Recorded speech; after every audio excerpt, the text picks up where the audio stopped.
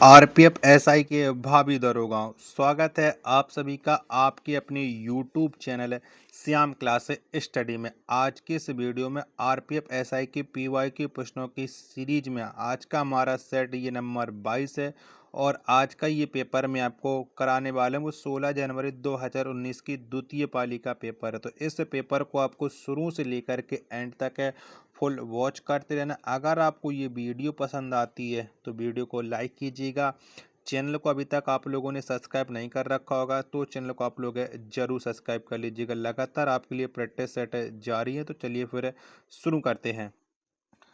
तो पहला प्रश्न आ जाता है आपके सामने कि मेलबर्न क्रिकेट क्लब का मुख्यालय कहाँ स्थित है। तो मेलबर्न क्रिकेट क्लब इसका जो मुख्यालय है वो लंदन में है, यानी एक का दूसरा ऑप्शन राइट आंसर है हो जाएगा।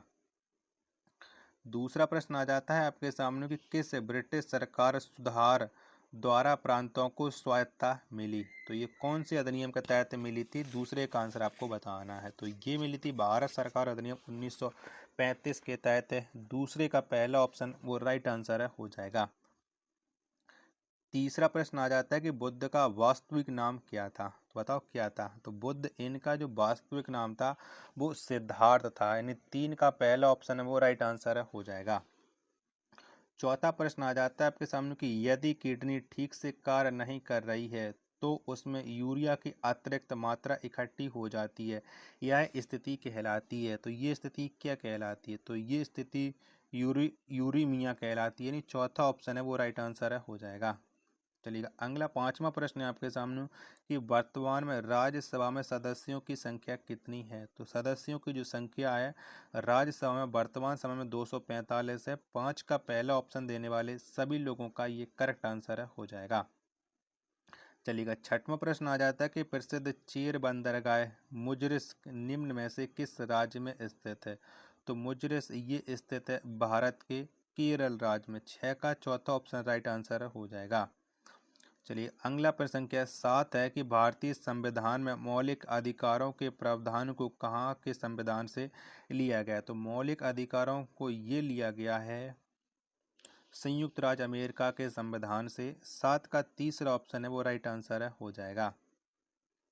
चलिएगा अगला प्रश्न है प्रश्न संख्या 8 है कि अनिश्चितकालीन स्थगन के संदर्भ में साइंस डाई शब्द का क्या अर्थ होता है। तो इसका अर्थ आपको बताना है। चारों ऑप्शन आपकी स्क्रीन पर शो रहा है। तो इसका जो अर्थ होता है वो होता है अनिश्चितकालीन के लिए, यानी तीसरा ऑप्शन है वो राइट आंसर है हो जाएगा। नौवां प्रश्न आ जाता है आपके सामने कि यूरेशिया के मध्य अक्षांशीय घास के मैदान क्या कहलाते हैं। तो यूरेशिया के मध्य जो अक्षांशीय घास के मैदान है ये स्टेपी कहलाते हैं, यानी 9 का दूसरा ऑप्शन राइट आंसर हो जाएगा।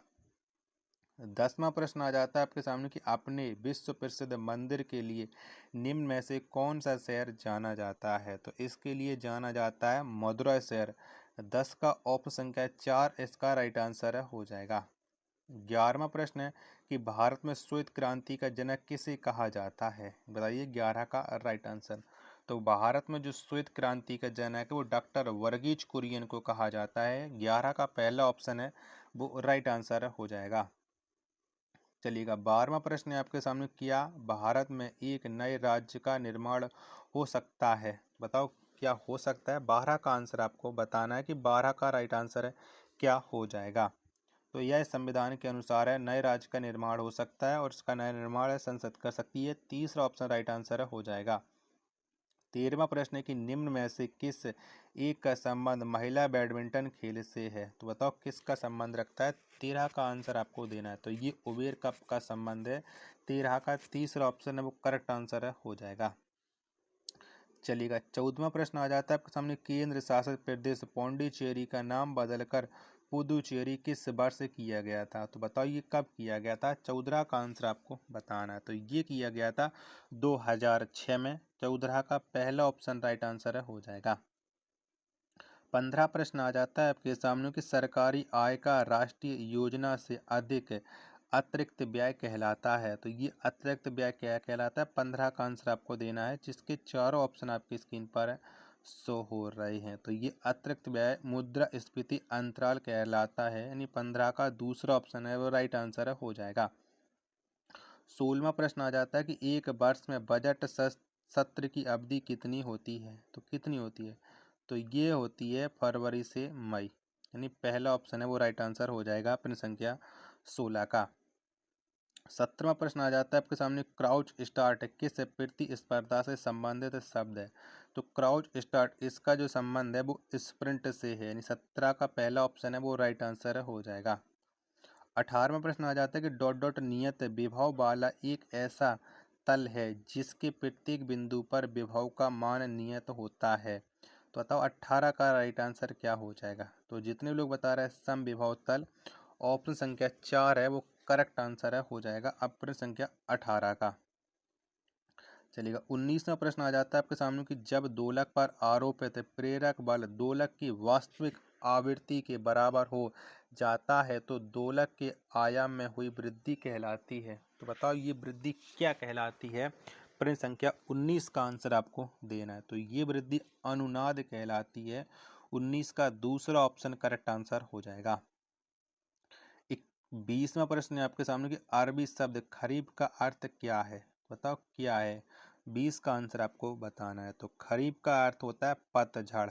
20 का दूसरा ऑप्शन करेक्ट आंसर हो जाएगा। 21वां प्रश्न आ जाता है आपके सामने कि सार्वजनिक वितरण प्रणाली का पुनर्गठन लक्षित सार्वजनिक वितरण प्रणाली के रूप में कब हुआ, तो ये कब हुआ। 21 का आंसर आपको बताना है, तो ये हुआ था 1997 में। 21 का तीसरा ऑप्शन राइट आंसर हो जाएगा। 22वां प्रश्न आ जाता है कि निम्न में से दुधारू पशुओं की नस्ल कौन सी है, तो बताओ कौन सी है। तो इनमें से जो दुधारू पशुओं की जो नस्ल है वो है साहीवाल, यानी 22 का तीसरा ऑप्शन देने वाले सभी लोगों का राइट आंसर हो जाएगा। आशा करता हूँ कि आपको ये वीडियो जरूर पसंद आ रही होगी, तो प्लीज़ वीडियो को लाइक करना, और चैनल को अभी तक आप लोगों ने सब्सक्राइब नहीं कर रखा होगा तो चैनल को आप लोग जरूर सब्सक्राइब कर लीजिएगा।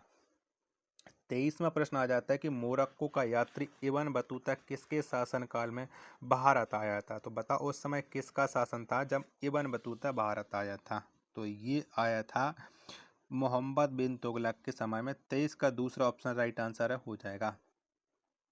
24वां प्रश्न है आपके सामने कि जीवित प्राणियों में रासायनिक बॉन्ड्स के रूप में ऊर्जा के भंडार पाए जाते हैं, ऊर्जा के यह रसायन कहलाते हैं, तो ये क्या कहलाते हैं। 24 का आंसर आपको बताना है, तो ये कहलाते हैं एडिनोसिड ट्राइफॉस्फेट, यानी तीसरा ऑप्शन है वो राइट आंसर हो जाएगा 24 का। 25वां प्रश्न आ जाता है कि दक्षिण अमेरिका का कौन सा देश चारों ओर से धरती से घिरा हुआ है, तो बताओ वो कौन सा देश है, और वो दक्षिण अमेरिका का है। 25 का आंसर आपको बताना है, तो वो देश है पैराग्वे, पहला ऑप्शन राइट आंसर है हो जाएगा। 26वां प्रश्न है आपके सामने कि प्रोफेसर गुरुदत्त सोंदी ने निम्न में से किस संस्था की स्थापना में योगदान दिया, तो ये कौन सी संस्था में योगदान दिया था। 26 का आंसर आपको बताना है, तो ये दिया था एशियाई खेल संघ में। दूसरा ऑप्शन 26 का राइट आंसर हो जाएगा।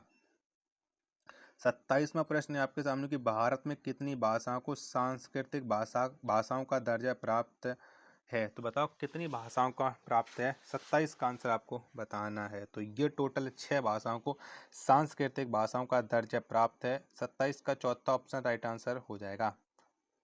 28वां प्रश्न है किताब उल रहला पुस्तक किसके द्वारा लिखी गई है, तो किताब उल रहला इस पुस्तक को जो लिखा है वो लिखा है इब्न बतूता ने। किसने, इब्न बतूता ने। पहला ऑप्शन है 28 का राइट आंसर है हो जाएगा।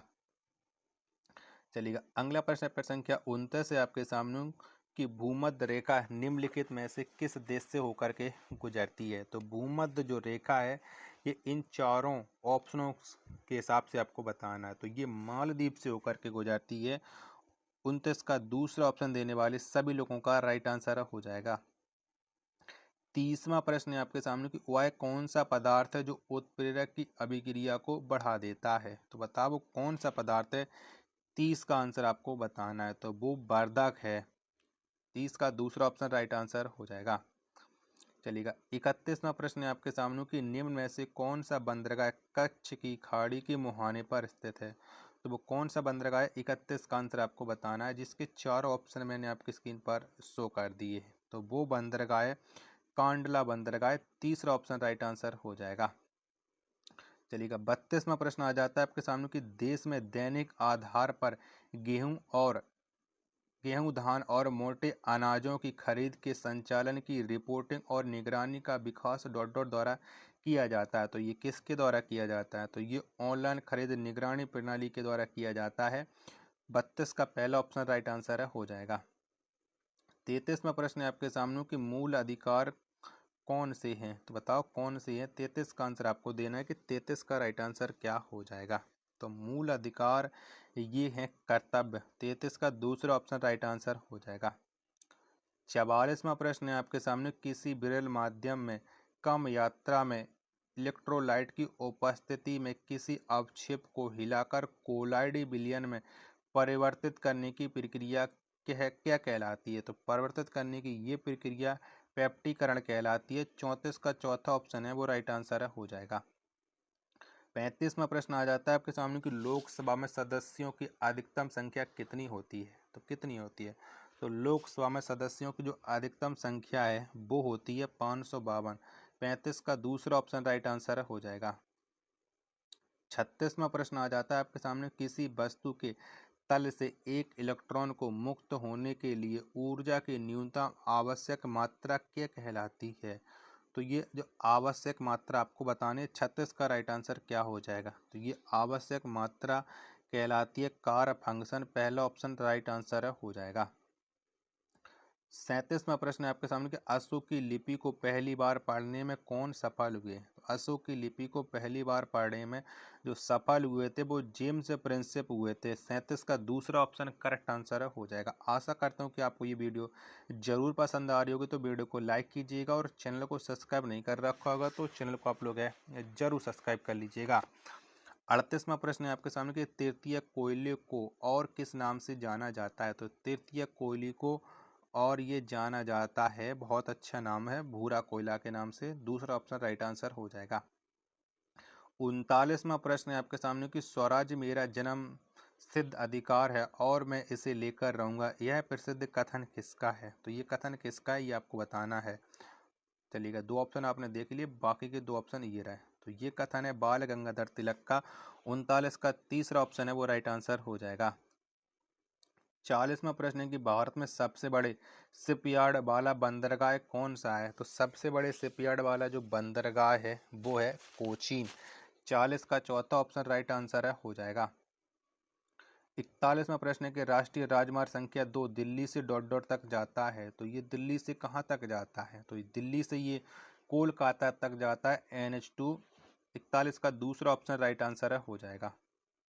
42वां प्रश्न आ जाता है कि वॉलीबॉल खेल के दौरान यदि रेफरी लाल और पीला कार्ड एक साथ दिखाता है तो इसका क्या मतलब है? तो यदि रेफरी ये दोनों चीज दिखा देता है तो इसका मतलब ये होता है निष्कासन, यानी आपको हटा दिया गया। 42 का चौथा ऑप्शन राइट आंसर हो जाएगा। 43वां प्रश्न है आपके सामने कि पत्तियों में बाष्पोत्सर्जन की क्रिया मुख्यतः डॉट डॉट द्वारा संपन्न होती है। तो ये किसके द्वारा संपन्न होती है? 43 का आंसर आपको बताना है। तो ये स्टोमेटा के द्वारा संपन्न होती है। 43 का पहला ऑप्शन करेक्ट आंसर है, हो जाएगा। 44वां प्रश्न है आपके सामने कि जैन अवेस्ता किस धर्म से संबंधित पवित्र ग्रंथ है? तो जैन अवेस्ता ये इसका जो संबंध है वो पारसी धर्म से है। 44 का तीसरा ऑप्शन राइट आंसर हो जाएगा। 45वां प्रश्न है कि महिलाओं को ओलंपिक खेलों में भागीदारी का अधिकार किस वर्ष मिला? तो महिलाओं को ओलंपिक खेलों में भागीदारी का जो अधिकार है वो 1900 मिला। 45 का दूसरा ऑप्शन करेक्ट आंसर हो जाएगा। 46वां प्रश्न है आपके सामने कि संसद की कार्यवाही के दौरान कार्य स्थगन को किस शब्द द्वारा व्यक्त किया जाता है? तो इसे जो व्यक्त किया जाता है वो स्थगन शब्द के द्वारा व्यक्त किया जाता है। 46 का तीसरा ऑप्शन राइट आंसर हो जाएगा। 47वां प्रश्न है कि राष्ट्रीय विकास परिषद की स्थापना कौन से वर्ष हुई थी? तो राष्ट्रीय विकास परिषद की जो स्थापना है ये 1950 में हुई थी। 47 का 1950 नहीं, 1952 में हुई थी। 47 का तीसरा ऑप्शन राइट आंसर हो जाएगा। 48वां प्रश्न आ जाता है कि सूर्य की आंख से दिखाई पड़ने वाली परत कहलाती है। तो बताओ क्या कहलाती है? सूर्य की आंख से दिखाई पड़ने वाली जो परत है ये कहलाती है प्रकाश मंडल। 48 का पहला ऑप्शन राइट आंसर हो जाएगा। चलिए 49वां प्रश्न है आपके सामने, किसी अवकारक मिश्रण के प्रति इकाई आयतन में प्रति सेकंड संगठनों की संख्या क्या कहलाती है, ये आपको बताना है। चारों ऑप्शन आपकी स्क्रीन पर शो रहे हैं। तो ये कहलाती है आपकी औसत दर। यहाँ पर कोई ऑप्शन नहीं है, तो यहाँ पर आप लोग औसत दर है वो नोट कर लीजिएगा, ठीक है। 50वां और 50वां प्रश्न है आपके सामने, अंतिम प्रश्न, 42वां संविधान संशोधन अधिनियम किस दिन से लागू हुआ, तो ये लागू हुआ है 3 जनवरी से। 50 का 30 चौथा ऑप्शन राइट आंसर हो जाएगा। आशा करता हूँ कि आपको ये वीडियो पसंद आई होगी, तो वीडियो को लाइक करें और चैनल को अभी तक आप लोगों ने सब्सक्राइब नहीं कर रखा होगा तो चैनल को आप लोग जरूर सब्सक्राइब कर लीजिएगा। मिलते हैं फिर अपने एक और नेक्स्ट वीडियो के साथ, तब तक के लिए धन्यवाद। जय हिंद, वंदे मातरम।